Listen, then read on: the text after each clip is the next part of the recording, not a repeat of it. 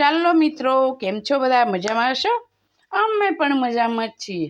તો આજે આપણે મસ્ત મસ્ત સરસ સરસ લાલ લાલ ગાજર આવે છે, તો આપણે બનાવીશું ગાજરનો હલવો.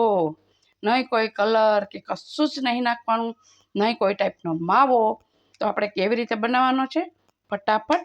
આપણે લીધા છે 1 કિલો ગાજર અને 100 ગ્રામ લીધું છે ઘી.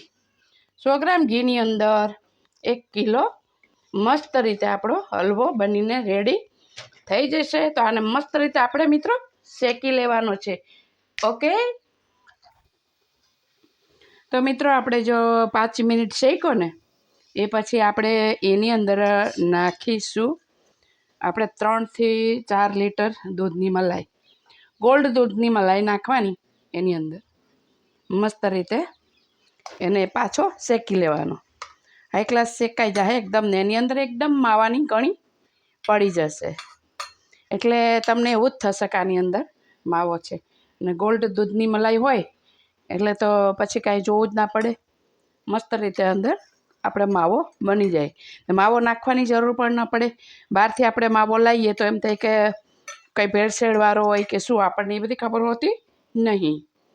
બરાબર, તો આ નેચરલ વસ્તુ એકદમ. અને ઘણી રીત પ્રમાણે હલવો બનાવી શકાય છે, પણ આ રીતે બનાવીએ ને ભલે જરીક આપણે મહેનત પડે છે. મહેનત તો શું કહેવાય, ગૃહિણીને તો કંઈ નવું હોતું જ નથી. આપણી માટે કોઈ મહેનત હોતી જ નથી.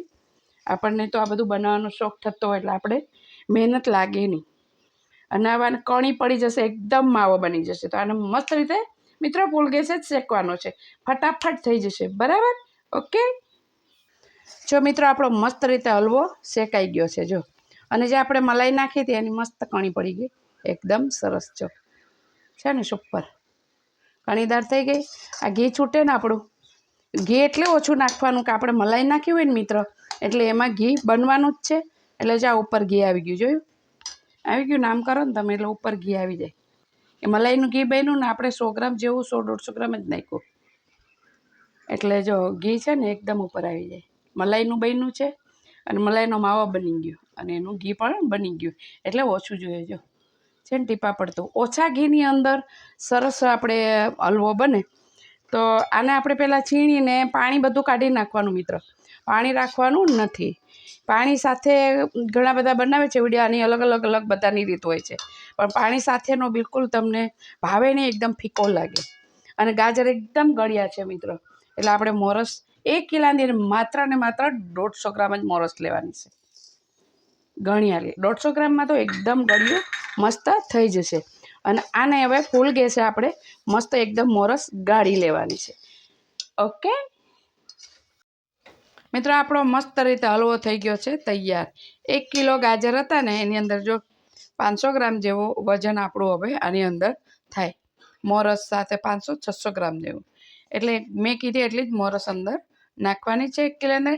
ઓનરેલી ગાજર આપણા ગળ્યા જ હોય છે. તો હવે આની અંદર આપણે નાખીશું કાજુ.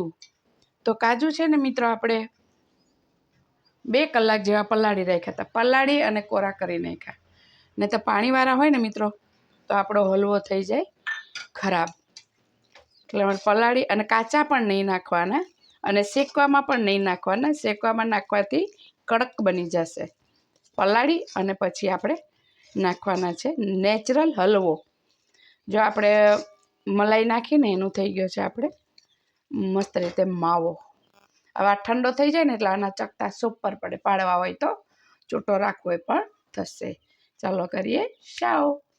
મિત્રો આપણો ઓલરેડી થઈ ગયો છે મસ્ત રીતે નેચરલ હલવો તૈયાર. કોઈ ટાઈપનો નથી કલર અંદર નાખ્યો કે નથી આપણે બહારનો માવો નાખ્યો, કોઈ વસ્તુ નહીં. એ તમે આપણે જોયો જ છે. અને કાજુ પલાળીને નાખવાના છે, શેકવામાં નહીં નાખવાના. કડક થઈ જશે, ખેંચાઈ જશે. 2 કલાક પલાળી રાખવાના એટલે આની અંદર મિક્સ થઈ જાય. પછી કોરા કરીને પછી મસ્ત રીતે અંદર મિક્સ કરી દેવાના. આપણે જે બી સૂકો મેવો ભાવે એ આપણી ચોઈસ છે મિત્રો, જે નાખવો હોય તમે નાખી શકો. તો આ હલવો નેચરલ રીતે પાણી કાઢીને હંમેશા કરવાનો. તો તમે ખાતા જ રહીએ ને બગડશે બિલકુલ નહીં. ચાહે તમે ફ્રીજમાં રાખો, ચાહે તમે બહાર રાખો. પાણી સાથે તમે કરો છો તો એ ગમે એટલું તમે એની અંદર મસાલો નાખશો તો શ્યોર તમને એ હલવો ફીકો લાગશે. માટે છીણીને પાણી કાઢીને ઘીમાં શેકીને કરો. ઓછા ઘીની અંદર 1 કિલો હલવો સુપર બન્યો છે. તો મિત્રો લાઈક શેર સબસ્ક્રાઈબ જરૂર કરજો, કોમેન્ટ કરજો ગમ્યું કે નહીં. ઓકે મિત્રો, તો સર્વ મિત્રની મારા જય શ્રી કૃષ્ણ.